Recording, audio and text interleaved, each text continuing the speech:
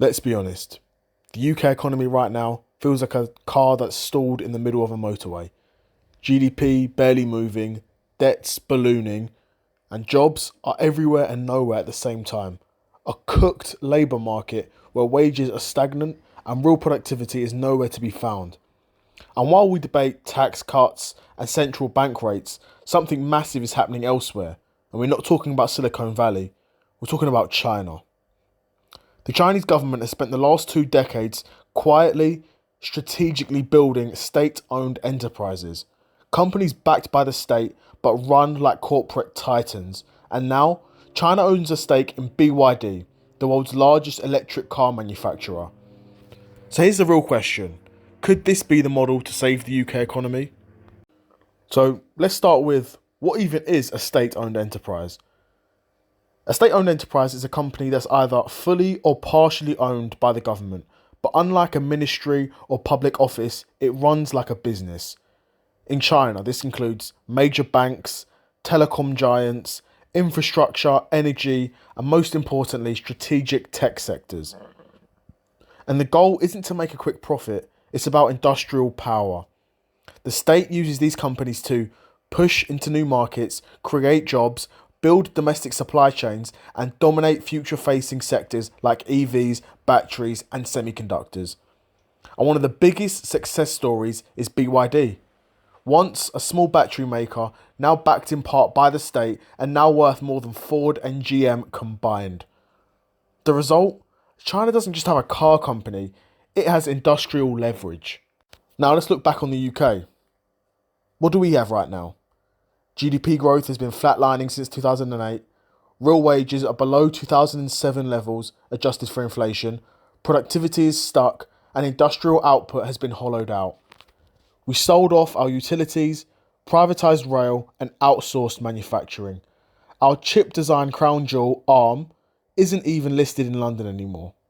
We've been promised a post-Brexit industrial strategy for 7 years, and we still haven't picked an industry to bet on. Meanwhile, the US is subsidising chip fabs through the CHIPS Act, the EU is pouring money into green energy, and China is building empires with the state as shareholder. Okay, so let's play it out. What if the UK picked a few key industries, say semiconductors, green energy, electric vehicles, and AI infrastructure? And instead of waiting for private capital to trickle in, we created state-owned anchor firms to build them.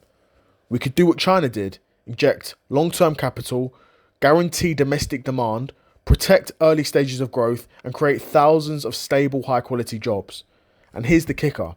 The government would own a stake in the profits, which means more tax revenue, more control over strategic assets, and maybe, just maybe, a real shot at an industrial revival. This isn't about communism, it's about capitalism with a backbone. And we're going to have a look at the real-world economic benefits. Number one is job creation. State-backed companies can create jobs where the private sector fears risk. Whether it's chip fabs in South Wales or EV plants in the Midlands, jobs mean income, income means spending, and spending means growth.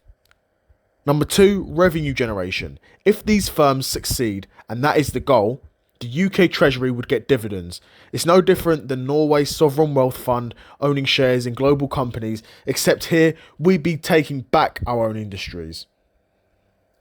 Of course, thirdly, you've got strategic independence. China owns its supply chains, the US is reshoring, and the UK, well, we import nearly everything, especially in critical sectors like tech, pharmaceuticals, and energy. Owning key firms means less vulnerability to global shocks. And then, of course, you've got long-term thinking. Private investors want ROI in 5 years. The state can wait 15 years, which can give us time for real innovation, not just short-term shareholder value. And of course, with everything, there are downsides. State-owned firms can become bloated, inefficient, or politically manipulated. Without strong governance, you risk cronyism or even mismanagement. And yes, it takes public money, at least up front. But here's the reality. The current model isn't working either. We're subsidising failing rail franchising, bailing out energy firms, and watching our most valuable startups sell to foreign buyers. So if we're going to spend public money anyway, why not build something that lasts? Ultimately, the bottom line is the UK doesn't need to reinvent the wheel. It needs to pick a direction and start building again. China picked electric cars and batteries. Now it owns a piece of the world's biggest EV company. We could do the same. Not to copy China, but to compete. Because if we don't own our future industries, somebody else will. And maybe, just maybe, state-owned enterprises is less about ideology and more just about having a plan. And in an economy that's going nowhere, doing nothing might even feel like the safe option, but standing still is how you get left behind. Let me know in the comments below what industry you think the UK should invest in first. If you think the UK should even be involved in state-owned enterprise, I'd be curious to know what you guys think in the comments below. If you like the video, leave a like and make sure to subscribe for more. Another episode of this Seth Solo Side Quest in the bag, and I'm out. Peace.